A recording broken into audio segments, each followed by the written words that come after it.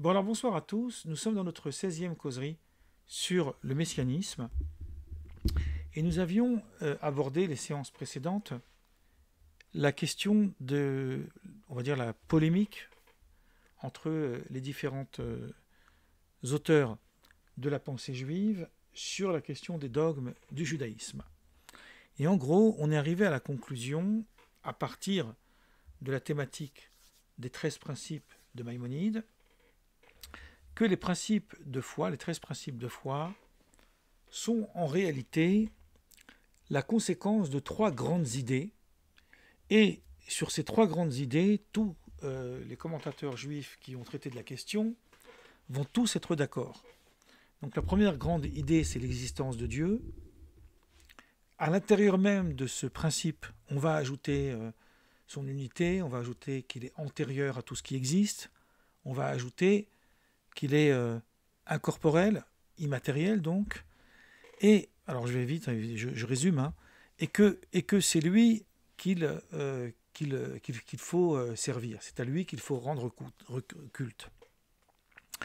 Ensuite, dans la deuxième grande idée, c'est la révélation. Donc c'est Dieu donc, qui se révèle à la création, se révèle au monde. Et la troisième grande idée, donc pardon, qui se révèle au monde, donc ce qui implique la prophétie d'abord, puisque la notion de révélation passe par la prophétie, et qui implique aussi l'idée qu'il y aurait une Torah, une loi, donc une loi divine, qui serait donnée aux hommes. Et la troisième grande idée, c'est la notion de justice divine. Il y a bien une providence qui fait que Dieu connaît l'action des hommes. Je paraphrase en fait la phrase de Maïmonide sur les 13 principes de foi à propos de ce qu'il a appelé la Hashgacha Pratit, la présence, on pourrait dire la providence individuelle pour l'homme, puisque pour tous les autres règnes, elle est collective. Nous avions longuement abordé ces questions dans notre session sur la question de l'homme, qui est dans notre vidéo YouTube. Et on termine avec le messianisme et la résurrection des morts. L'idée qu'il y aurait une félicité pour l'humanité à la fin des temps. Là, cette fois-ci, nous allons... alors, d'abord, je reprends que initialement, depuis le début de notre causerie, nous avons laissé en suspens une très grave, entre guillemets, grave question que pose Albo, qui est un des grands auteurs de la pensée juive, l'auteur du livre des principes, Sefer HaIkarim, et qui fait partie de la plus grave dispute judéo-chrétienne qu'on appelle la dispute de Tortosa, qui est longuement abordée dans mon livre sur Jésus.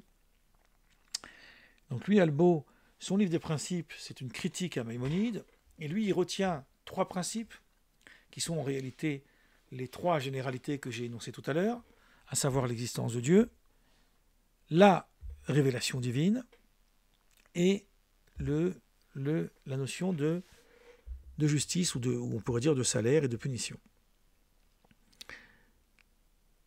Albo, lui, avait une question à propos de Maïmonide sur le fait d'avoir recensé dans les 13 principes de foi le messianisme. Sa question, elle reposait sur l'idée que si le Messie est un fondement de la foi, ça veut dire qu'il ne peut pas y avoir d'opposition à cette notion, à cette idée. On sait par exemple que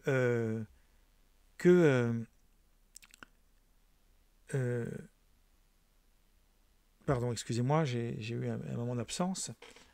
Oui, on sait par exemple que dans les débats rabbiniques, il y a énormément de discussions sur toutes les lois. On discute pour l'interprétation d'un verset, etc. Là, il y a une liberté presque totale d'interprétation.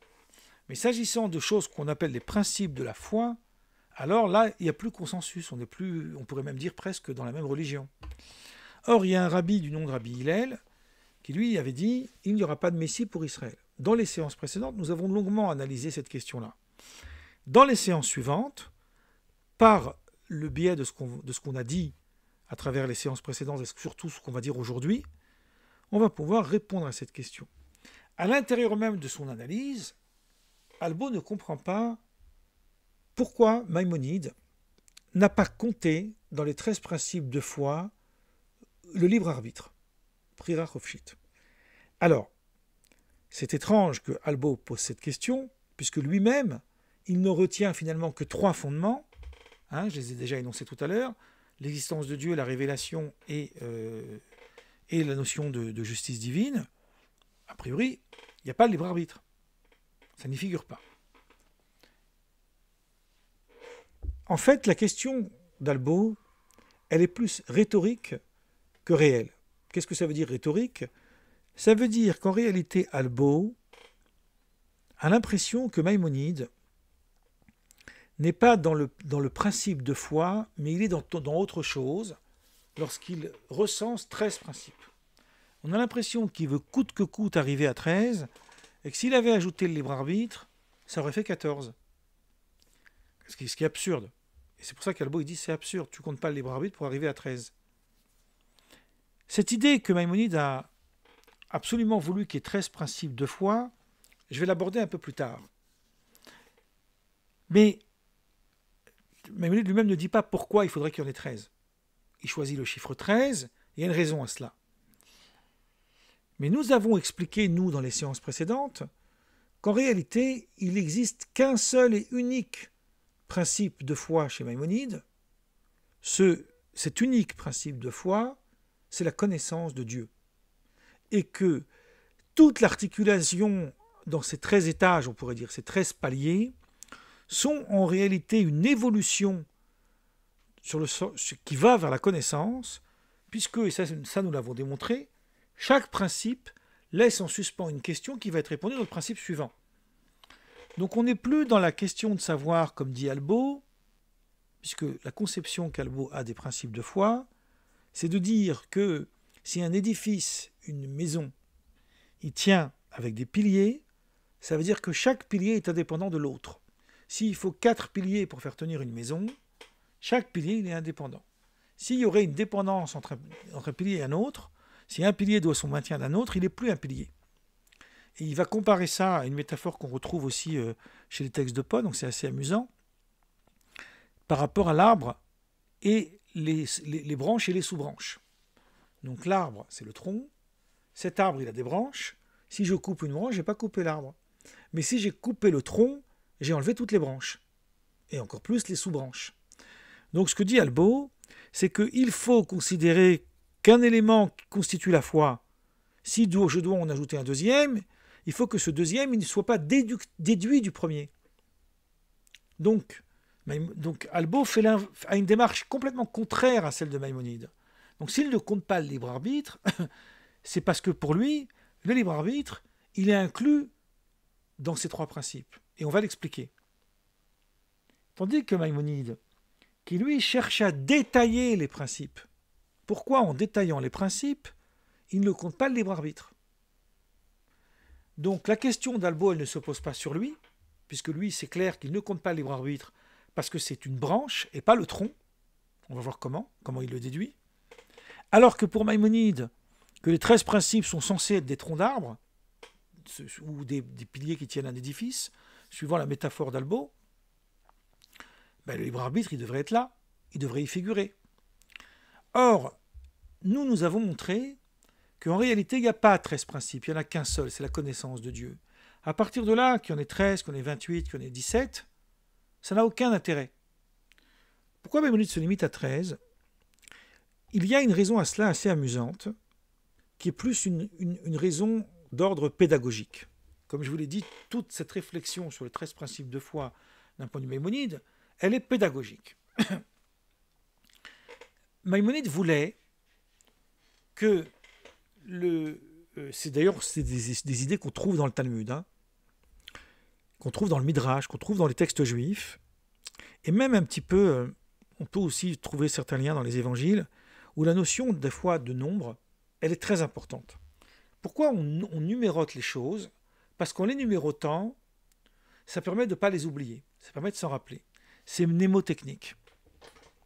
Or, Maïmonide dit dans un de ses écrits, il dit pourquoi dans mon livre Mishneh Torah, son œuvre principale, qui est une œuvre dans 14 volumes, j'ai souvent numéroté les choses pour ne pas qu'un copiste vienne à les oublier. Donc si par exemple j'ai dit il y a 20 règles sur ce sujet, j'ai numéroté 1, 2, 3, 4, 5. Comme ça, le copiste ne peut pas en oublier une. Alors que si je ne les ai pas numérotées, il peut les oublier. Donc ce chiffre, il faut qu'il rappelle quelque chose. Bon. Dans la tradition juive, on a beaucoup de chiffres qui peuvent rappeler des choses. Et Maïmonide, il arrive à se dire qu'en décomposant de la manière la plus simple possible les 13 principes de foi, on va parvenir à quoi? En fait, on va parvenir à l'idée à un chiffre qui s'avoisine en fait à 13 principes. Alors, les 13 principes de foi de Maïmonide, comme on les a déjà énumérés, là ici, je vais uniquement me contenter de les énoncer rapidement. On a l'existence de Dieu en 1, l'unicité de Dieu en 2, l'incorporéité de Dieu en 3, l'antériorité de Dieu en 4, le culte à Dieu seul en 5. En 6, on a la prophétie, puisque Dieu se révèle à l'homme. Maintenant qu'on sait que Dieu existe et qu'il est unique, il se révèle à l'homme. La prophétie de Moïse, qui elle est supérieure à tous les autres prophètes, puisqu'il est le seul administrateur de la loi divine, donc il est le prophète qui reçoit la Torah. Donc la Torah, elle est d'origine divine. La transcription de la Torah, il s'agit de nous dire que la Torah que nous possédons, c'est celle qui a été transmise à Moïse. Et la tradition a été ininterrompue. C'est un principe de la foi chez le Rambam, chez Maïmonide. Et ensuite, la conséquence de cela, c'est, on pourrait dire, la justification de la création, en disant qu'il y a bien une justice divine, qu'on appelle Schar Veonesh, rétribution et punition. Il y a bien Yimot HaMashiach, les temps messianiques, et il y a bien la résurrection des morts. En réalité, les 5 premiers que j'ai énumérés, existence de Dieu, unicité de Dieu, culte à Dieu seul, etc., ça c'est Dieu. Les 4 suivants, le 6, 7, 8, 9, prophétie de Moïse, Torah d'origine divine et transcription de la Torah, ça c'est Torah. Et ensuite, 11, 12, 13, rétribution et punition, donc la justice divine, les temps messianiques et la résurrection des morts, ça c'est la notion de justice.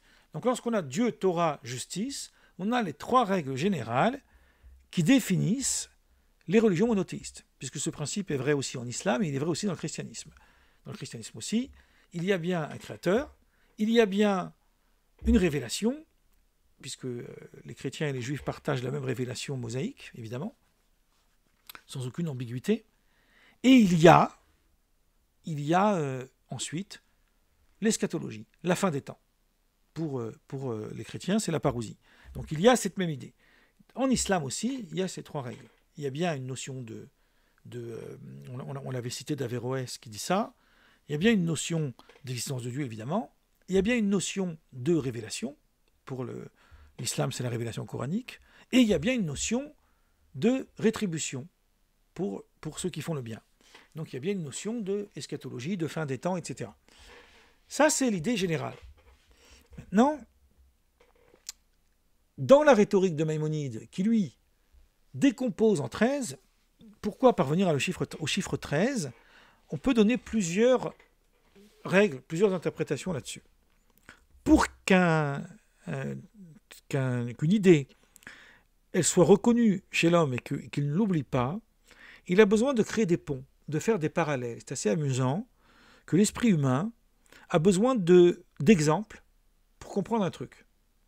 Par exemple, c'est un truc que j'ai déjà dit d'ailleurs, si je veux expliquer à quelqu'un A, c'est pas la lettre A, hein, c'est une notion que j'appelle A, une idée que j'appelle A.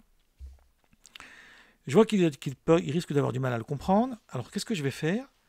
Je vais utiliser B, et B va être l'illustration de A.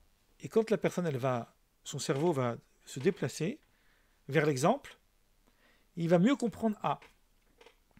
Maintenant, le lendemain, j'ai un autre élève qui vient me voir, mais lui, c'est B que je veux lui expliquer. Ben, cette fois-ci, le A deviendra l'illustration de B. Lorsqu'une chose est la métaphore d'une autre chose, elle devient son illustration. A peut autant illustrer B que B peut illustrer A. Donc ici, c'est pareil. Il y a, dans le chiffre 13, quelques idées, notamment qui sont... peut-être qu'un jour, je ferai peut-être plusieurs causeries sur ce sujet, parce que c'est un sujet qui malheureusement est très, très, très, très, très mal compris, qu'on appelle la guématria. Vous savez que les lettres hébraïques, ce sont des numéros. Le Aleph, c'est 1, le Bet, c'est 2, A, B. Hein. Et quand on arrive au Yud, le fameux Iota dont parle Jésus, et dans le Talmud aussi, on parle de ce fameux Iota, le Yud, Kotso Shel Yud, hein, c'est la pointe du Yud, parce que le Yud, c'est la plus petite lettre de l'alphabet hébraïque, c'est le 10. Le Yud, il est suivi du Kaf, qui devient 20, etc., jusqu'à ce qu'on arrive au Kouf. Kouf, c'est le 100, Resh, c'est 200, Shin, c'est 300, et Tav, qui est la dernière lettre, c'est 400. Si je veux écrire 800, je dois écrire 2 fois Tav. Alors, l'usage après a été que pour faire les millénaires, on met un A. Aleph avec un apostrophe, ça fait 1000. Par exemple, si je veux dire 1200, le chiffre 1200, je vais l'écrire en hébreu. Donc, je vais mettre un Aleph avec un apostrophe. Et je vais mettre un Resh, parce que le Resh, qui est l'équivalent du R, c'est la valeur numérique de 200. Souvent, pour faire des comparaisons, dans l'herméneutique juive, on fait des gématriotes. Gématriotes, c'est au pluriel. On traduit par la gématrie, mais en fait, gématria, c'est gématrie. Mais ça veut dire qu'on va compter les lettres d'un mot, on va dire que c'est la valeur numérique de temps, et avec les lettres cette valeur numérique, on va la comparer avec d'autres mots qui ont un autre sens. On va dire, puisqu'ils ont la même valeur numérique, c'est qu'on peut y faire un lien. Je précise tout de suite que cette méthode, c'est une méthode qu'il faut prendre réellement avec des pincettes. Le problème, c'est qu'on a considéré cette méthode comme étant essentielle, alors qu'elle est en réalité uniquement mnémotechnique. Elle est là pour qu'on se rappelle de quelque chose. Ça fait écho, donc on s'en rappelle. Il n'y a pas de principe de faire de la gématria. Les kabbalistes en usent et en abusent, mais ça n'est pas tout à fait l'essentiel des études juives. C'est pour ça que dans le Talmud, par exemple, on trouve de la gématria, mais par parcimonie, on en trouve très peu. Alors qu'il y a des ouvrages entiers plus récents qui ne font que ça, et qui pour moi, c'est parfois même une perte de temps. Mais lorsque j'ai besoin qu'on se rappelle de quelque chose, bon, alors je vais numéroter. Si je dis par exemple, pourquoi il y a alors c'est scientifiquement pas vrai, mais on connaît tous ce passage du Talmud qui dit il y a 613 commandements, 248 commandements positifs et 365 interdits. Tout d'un coup, le Talmud nous dit les 248, ça renvoie aux 248 membres du corps humain. Alors, il n'y a rien qui prouve qu'il y a 248 membres dans le corps humain, scientifiquement parlant. Mais les Juifs avaient décomposé le corps en 248 membres pour qu'on se dise, bah, tiens, ça fait écho. C'est marrant.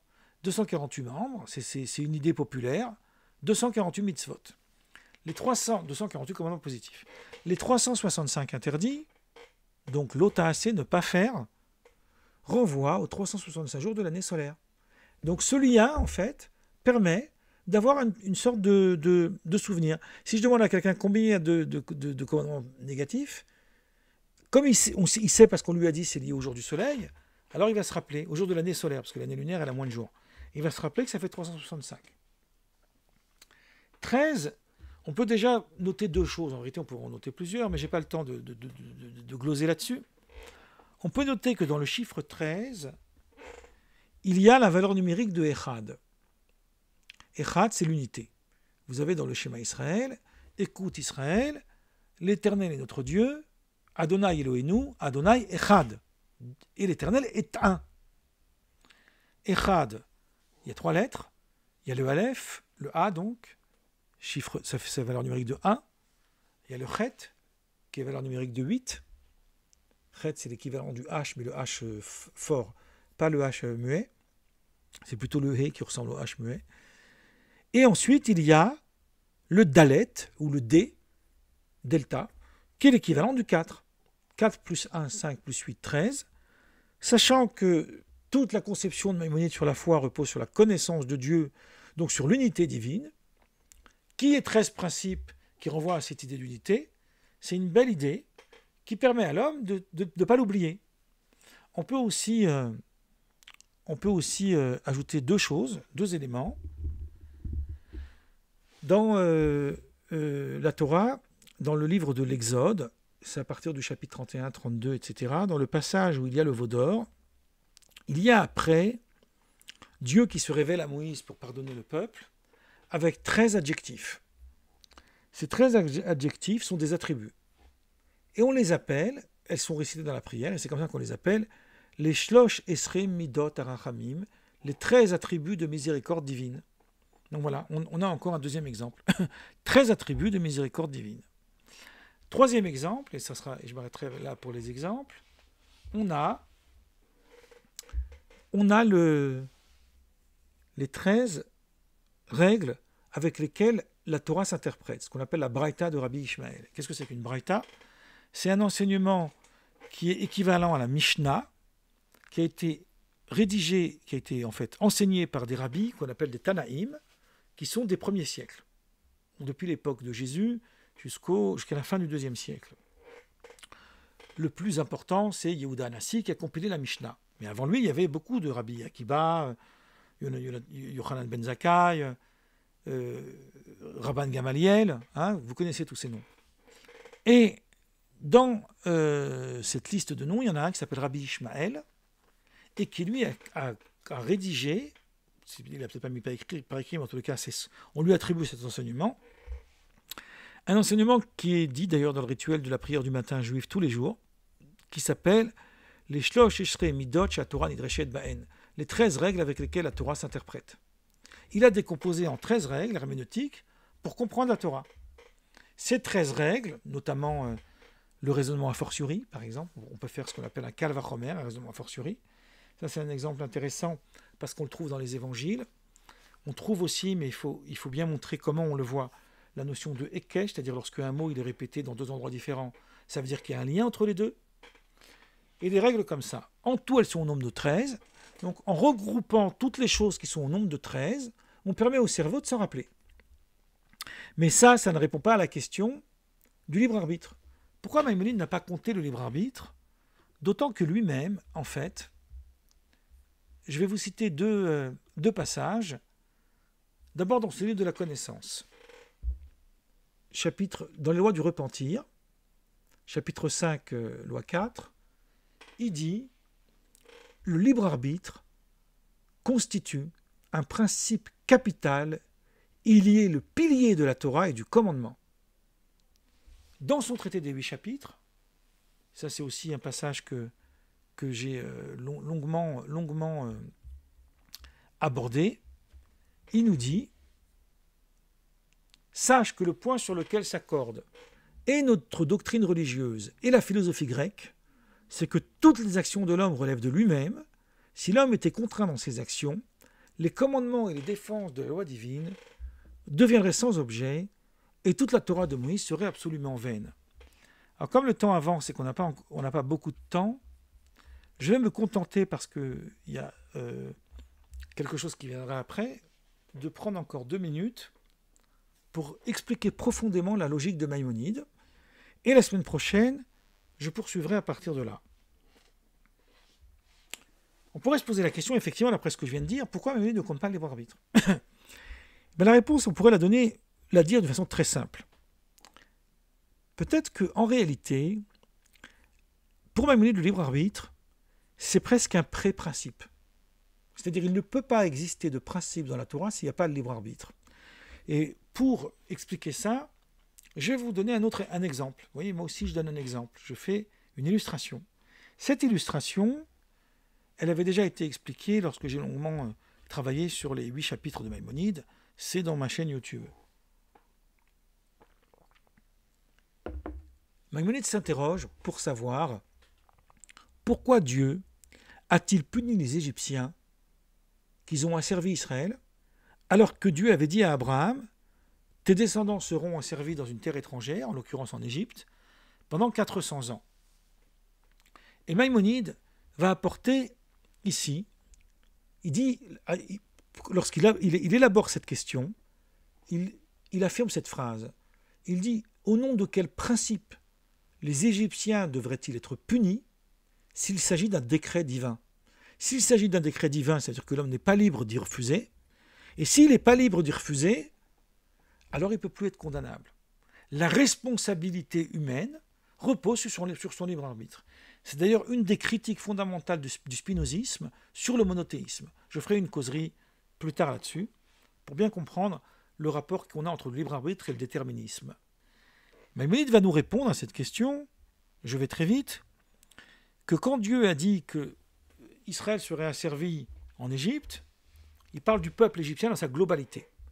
Mais les individus, chaque individu, a le pouvoir d'échapper au décret et de dire « moi je refuse d'asservir Israël parce que j'ai mon libre arbitre. Donc j'ai ma volonté libre qui affirme que je ne peux pas le faire. Et si je le fais, je me rends individuellement responsable. » Donc maintenant, regardez, Maïmonide, il a réservé dans ses 13 principes de foi, ce que nous avons longuement détaillé tout à l'heure, le 11e, le 12e et le 13e principe. 11e, rétribution et punition. Vous pourrez parler donc de la notion de salaire et la notion de punition. Les temps messianiques, la résurrection des morts.